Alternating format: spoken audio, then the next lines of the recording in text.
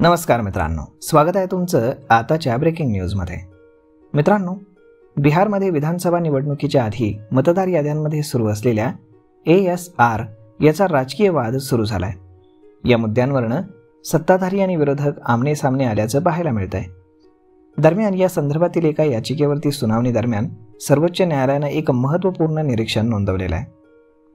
नागरिकत्वाचा पुरावा म्हणून आधार कार्ड हे स्वीकारता येणार नाही अशी महत्त्वाची टिप्पणी सर्वोच्च न्यायालयानं केली।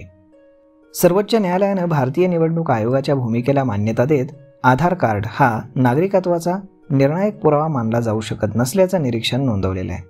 तसेच त्याची स्वतंत्रपणे पडताळणी केली पाहिजे असंही न्यायालयानं स्पष्ट केलं। बिहारमधील मतदार याद्यांच्या ASRच्या निर्णयाला सर्वोच्च न्यायालयामध्ये आव्हान देण्यात आलं होतं। या याचिकेवरील सुनावणी दरम्यान न्यायमूर्ती सूर्यकांत यांच्या नेतृत्वाखालील खंडपीठानं हे निरीक्षण नोंदवलेलं आहे। यावेळी न्यायमूर्ती सूर्यकांत म्हणाले की आधार कार्ड हा नागरिकत्वाचा निर्णायक पुरावा म्हणून स्वीकारला जाऊ शकत नाही हे निवडणूक आयोगाचं म्हणणं बरोबर आहे, त्यामुळे त्याची पडताळणीही करावी लागेल असं न्यायमूर्ती सूर्यकांत यांनी याचिकाकर्त्यांची बाजू मांडणारे वकील कपिल सिब्बल यांना सांगितलं। तसेच सर्वोच्च न्यायालयानं असंही म्हटलंय की निवडणूक आयोगाकडे पडताळणीचा अधिकार आहे का हा प्रश्न आहे। जर त्यांच्याकडे अधिकार नसेल तर सर्व काही संपतंय, मात्र जर त्यांच्याकडे अधिकार असेल तर कुठलीही समस्या उद्भवू शकत नाही।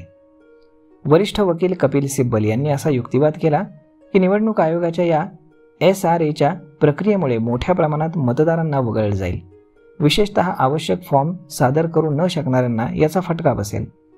तसेच कपिल सिब्बल यांनी असाही दावा केला की 2003च्या मतदार यादीमध्ये समाविष्ट असलेल्या मतदारांनाही नवीन फॉर्म भरावे लागतील आणि असं न केल्यास कोणताही बदल न होता नावं वगळली जातील।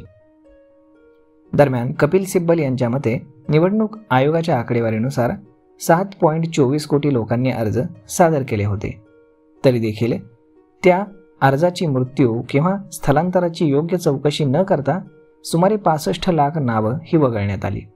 तसेच त्यांनी त्यांच्या प्रतिज्ञापत्रात कबूलही केलं की कोणतंही सर्वेक्षण करण्यात आलं नाही असं कपिल सिब्बल यांनी खंडपीठाला सांगितलं। त्यावरती न्यायालयानं 65 लाखांचा आकडा कसा गाठला असा सवाल करत तुमची भीती काल्पनिक आहे की खरी हे आम्हाला समजून घ्यावं लागेल असंही खंडपीठानं सांगितलं। तर मग मित्रांनो, अशा पद्धतीनं नागरिकत्वाचा पुरावा म्हणून आधार कार्ड स्वीकारता येणार नाही असं सर्वोच्च न्यायालयानं सांगितलंय। तर मग यावरती आपलं मत काय हे तुम्ही आम्हाला कमेंट करून नक्कीच सांगा।